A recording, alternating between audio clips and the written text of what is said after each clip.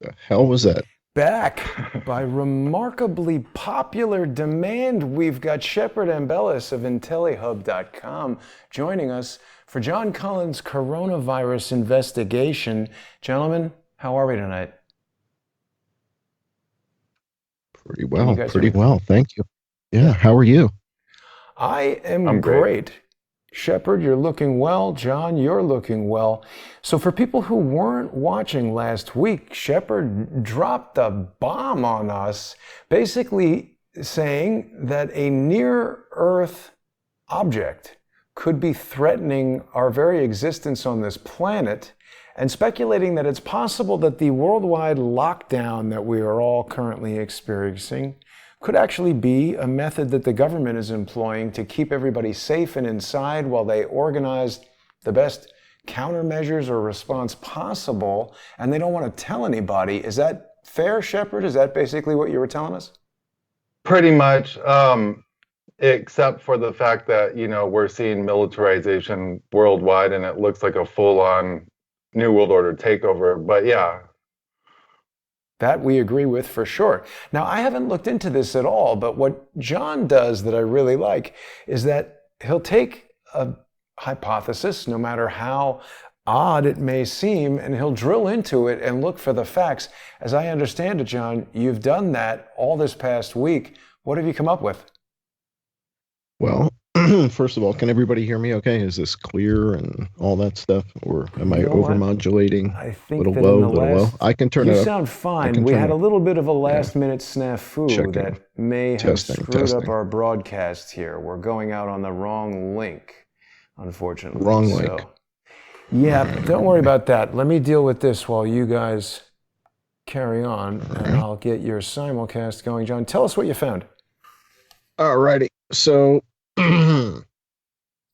when Shepard pointed out what Shepard was pointing out last week, I think a lot of people, including me, were a bit surprised. I mean, we came to talk about a virus, and Shepard shared some information with us that was a little bit different than what I think any of us were expecting. But at the end of the show, what I said to everybody is, you know, this is Shepard Ambellas, man. You got to listen to the guy. I know it sounds crazy, but you got to listen to the guy. And so, what did I do? I went and did the research. And hang on, let me grab my files here. Bear with me, guys, 1 second. Shepard, of course, is the editor-in-chief of IntelliHub.com, and he is a champion of alternative news. Shepard, how long have you been doing this? um, kind of behind the scenes since 2009. I had a real underground show, a lot more brutally underground than, you could imagine. I was on blog TV, and I actually started out where I would have like one viewer. And I started building it up, and started covering some of the most censored stuff that the mainstream media was not covering at the time, especially like the BP oil spill. We had like reporters in the Gulf and whatnot, and we were Wow. getting all this information. And pretty soon it built up to where we were simulcasting in like 3 blog TV rooms with 2,000 people in each room. Wow. And that's how it all began. Amazing. And people can go to IntelliHub.com to read all of Shepard's reporting. People who want to support Shepard's efforts on IntelliHub can click on in the donate button at IntelliHub.com/contact/donate. And we are pleased to let everybody know that after last week's show, Shepard was successful in keeping the server on, and that's always a good thing when you're in the business of Jason, delivering. I have Yeah, to thank all of your viewers. You have a wonderful audience, and I appreciate them very much. And thanks for helping keep IntelliHub alive. And of course, you guys know I'm working full time now on it, so we're going to see a lot of content.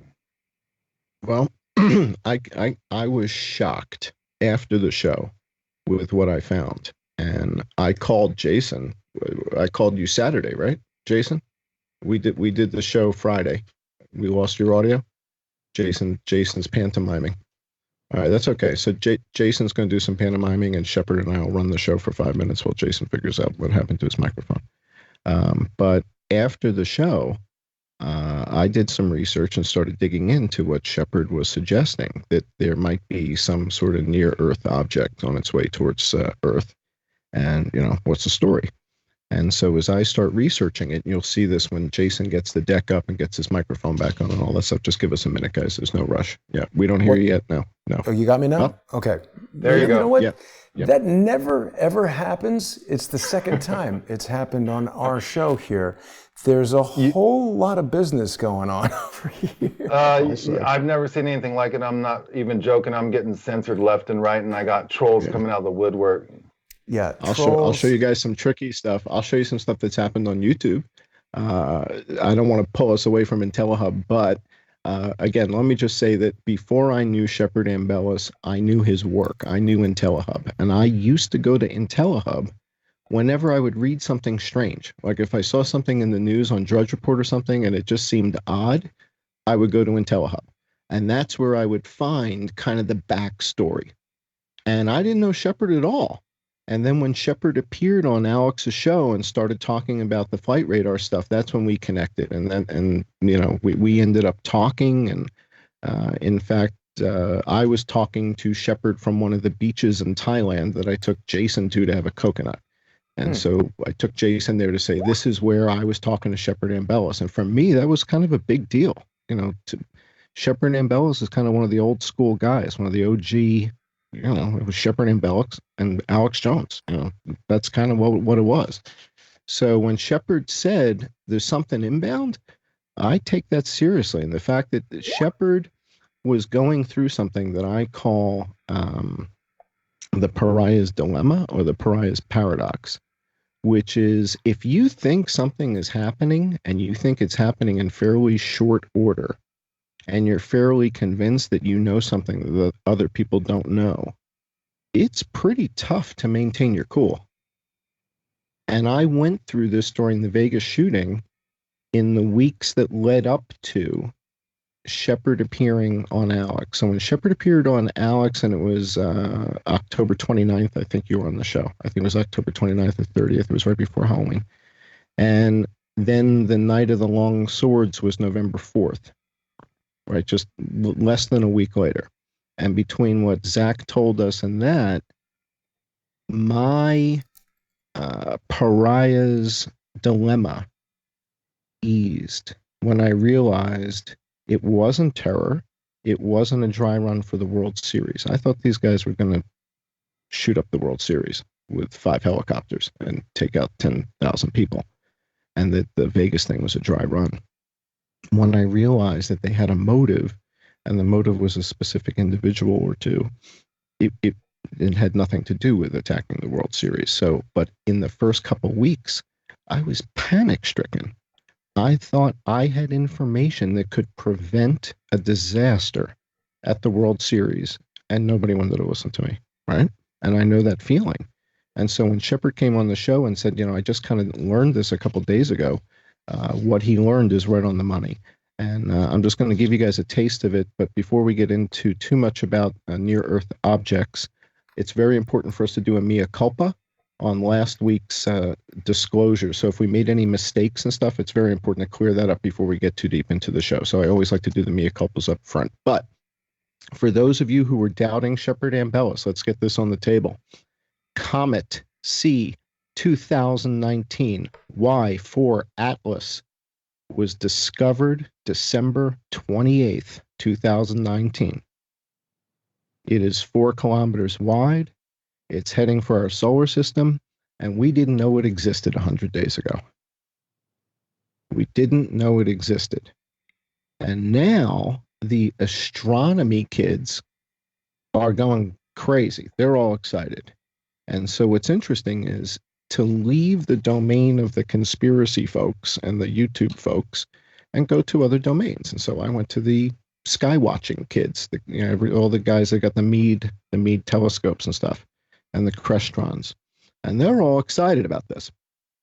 And then I went to the NASA and JPL sites. and started tracking these things to see, well, where are they going? Is it coming close to Earth? How close to Earth is it coming? Is it scary close to Earth or what? And this particular one, I did a model on it. Now, I don't know which model video you're bringing up here. What does that one say in the upper left-hand corner? Well, But you can we've been play it. dealing with some issues at the start of the show. I don't know that we have this all straight. We're going to get into the videos much more once we transition over to the sponsor exclusive show. Of course, people who are sponsors on patreon.com/IamJohnCullen, patreon.com/crowdsourcethetruth, or subscribestar.com for either of those are going to get access to the sponsor exclusive show. And that's going to be starting in just about 15 minutes. So we're just a little bit short of time here, but John, give us some overview of what we're going to be looking at, what you've prepared. There's some really detailed simulations you've got here. Yeah. So there's some three-dimensional simulations that we're running here on various near-Earth objects. And what Shepard brought up, which is the C2019Y4 Atlas, is significant in that it's 4 kilometers wide. And it's a big object, and it is visible in the sky, will be visible to the naked eye, and has a bit of a tail on it and all that kind of stuff. And again, no, last Christmas, December 25th, nobody knew this existed. It was just discovered, right? December 28th. And what's the odds of this hitting the Earth? It's not, right? So, but that doesn't mean it's innocuous. Everybody wants to know, is it going to hit the Earth? Is it going to hit the Earth? Is it going to hit the Earth? If a 4-kilometer comet hit Mars or hit Venus, that wouldn't be good, right? Yeah. You would probably have stuff raining down, and my umbrella is not going to stop molten rock from another planet. So if it hits anything in the solar system, well, I imagine it would disrupt good. The gravitational relationship between all these planets if some... Yeah. I don't want to know. Right. All it doesn't I think seem is, good. Right. If a 4-kilometer comet ran into Mercury,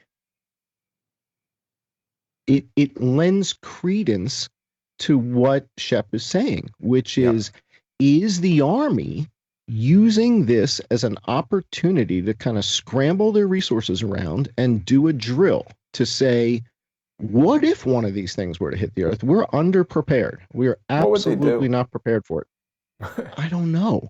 But what Shep is saying is we're seeing the military, they called up the whole National Guard, which is over 1 million people, right? To do what? Shoot the virus? You know, Shepard was showing us some videos of tanks coming into cities and things like that. I've been all around New York City, and I've seen the Marines over there by Pier 90. They were really unprofessional, this one Marine who spoke to me. But I haven't seen any tanks driving through New York City. Has there been any more developments with the military equipment, Shep?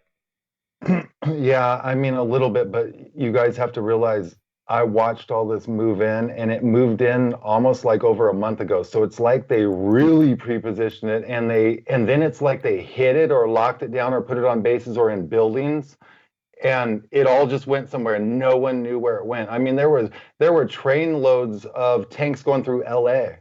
But this was like in every city, and it wasn't normal movement. I tracked this kind of stuff for years. It's definitely not normal movement. And it's like they really place these things all over, and they can like pop them out. I don't know. They could be all over New York. I mean, you know, I don't know. I didn't specifically see things in New York, but just about everywhere else, you know. Well, the other thing you're going to see tonight, and maybe we've got 5 minutes, we can show this before we go to Look at how many likes and the time that Elon Musk put this out. 330,000 likes at 3:39 a.m. When does this dude sleep? He doesn't sleep. But that's a lot of steganographic messaging. He's dating Amber Heard, right? I don't think he's sleeping. I don't know. All right. So here's what we have for the patron-only hour. We're going to look at simulations, and here's the freaky thing. So this one is big, and when I started running the simulation on this, you're going to see it comes damn close to Mercury, not Earth. But I'm looking at that and going, hey, if a 4-kilometer thing ran into Mercury, there's debris that's flying into space. I mean, this is not a good thing.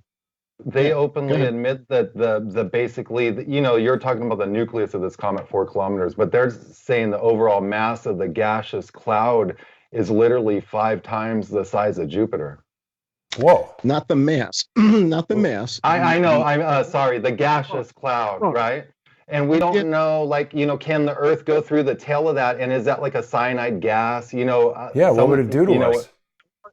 I'm telling you, you don't need to worry about this comet and Earth. Okay, You need to worry about that's. four others. There's four Mhm. others. So this is what happens, right? Shep plants the seed, and Right. down the rabbit hole we go. And as I'm looking at the simulation on this thing, and I realize, all right, it's not going to hit Earth. Then I start freaking out. It's going to hit Mercury, and you're going to see that tonight. You're going to see how close it comes to Mercury, and then you're going to see four objects that are not only closer. One of them is today. One of them is today, and the one today is way closer than these. It's not quite as big, but if you go to Meteor Crater online, if you pull up Meteor Crater, or Barringer Crater is the real name of it, Barringer Crater is the most recent strike by something bigger than, you know, bigger than a desk, right? So Barringer Crater Oh, yeah. was basically a rock the size of two school buses. So Hmm. take two kid school buses, weld them front to back, and send it pummeling into the earth. It's 750 feet deep, and the diameter of the crater itself is 1.2 kilometers. And if you do like an image search, and you'll see like 100 pictures of it, Meteor Crater, it's spectacular. Now this happened 50,000 years ago Hmm. from a rock the size of two kids' school buses, two yellow buses. There you It go. looks like the Grand Canyon. It's massive. It's 1.2 kilometers across and 750 feet deep. And that was a Where is rock the that? size of two. It's I think it's south of the Grand Canyon. It's like where it's Meteor Crater, In Flagstaff. It says, Arizona, yeah. yeah, Flagstaff. I guess that's what it says. So, but this was 50,000 years ago. This is the most recent event. Now, you wouldn't want to be, I would think, anywhere in the southwestern United States when that hit. I mean, I don't No. think you'd want Well, to it probably Texas. You would don't. fill the atmosphere with soot and crap for a long time. They've had those shows like, here's the first 5 minutes after everything goes south. And it's always sort of like, Exactly. well, everyone would be all right for a day, but then the sun would be All right. blocked out, chlorophyll So would this, stop. and that's a rock that's 150 feet long. And the one that Shepard found was 4 kilometers across. Whoa. Here's the parking Right. So, lot. Look at that. yeah, yeah. This is big. This is a big. And so this is something that the thing that hit was only as big as two of those RVs in the parking lot. I think those Yeah, are but it's RVs mass there. times velocity squared. It's the velocity that And gets you. it's the velocity, right? The velocity is the thing. And so we've got this. We've got tonight, we're going to look at Oumuamua. Oumuamua, we've got guys from Harvard University that thought it was an alien spaceship. They thought it was an alien probe. We've got professors from Harvard that thought Oumuamua was an alien probe because of how it was tumbling through space. And the thing about Oumuamua is it came and went. It's the first piece of interstellar rock that we have seen enter and leave our solar system. That's never happened in recorded time. An object that came and left. The thing that Shepard was talking about last week with the C2019 Y4 is that its periodicity. Okay, so Shep, you're going to freaking get goosebumps with this. Okay, the periodicity of this comet between 4,400 and 5,000 years. So now what that means is the stuff that's in the Dead Sea Scrolls or the Egyptian caves or wherever the hell they were talking about, this planet that returned. Planet Sumer, X. ancient Sumer. This Sumeria, which is is actually where Iraq is now. Oh, It's okay. wow. So okay. the So real quick, Sumerians, one tidbit of information just for one Yeah. second. The incursion into Iraq during the first Iraq War was literally named Operation Planet X. You can look it up. All Wow. right. Well, here's the net of it. 4,400 to 5,000 years ago, this thing appeared. And when it appears in the sky, it looks like Jupiter or Saturn or Venus. It looks like a planet with a tail. So 5,000 years ago, might someone have thought this was a returning planet? Quite likely, right? 5,000 years ago, they thought a pork chop. Yeah, right? That's one other quick thing to point out, John, is there's Hopi prophecy, which says the Blue Kachina, the red destroyer follows the Blue Kachina. So they think that a brown dwarf star essentially follows the comet in. So when you see the Blue Kachina, then something else can come in. Right. The blue is the tail of this thing because of the carbon and the way that it blows off the back of this. As you read it, it tells you what color the corona is, and the corona is blue-green. Coronavirus? No. The corona of the I'm tail kidding. that it is a blue-green color, and it says that here in the literature about the comet. So you can go to Wikipedia, you can read about C/2019 Y4 Atlas, and Atlas is the system that's supposed to be detecting these things. And Wow. what you're going to learn about tonight on the show is that we're finding out about these near-Earth objects, these inbound objects, with 60 to 90 days notice. Doesn't seem like a lot. And that's rather disconcerting. Disconcerting, especially when we're talking about stuff that's 4 kilometers wide or other stuff that's simply the size of the one that you just saw in that crater at Barringer. At Meteor, Barringer Crater. That's unbelievable, right? So we got a whole bunch of these things. And well, you're going the to see thing I'll tonight. say, people are going to find out about this tonight when we transition over to patreon.com/IamJohnCullen, patreon.com/crowdsourcethetruth, and subscribestar.com for both of those.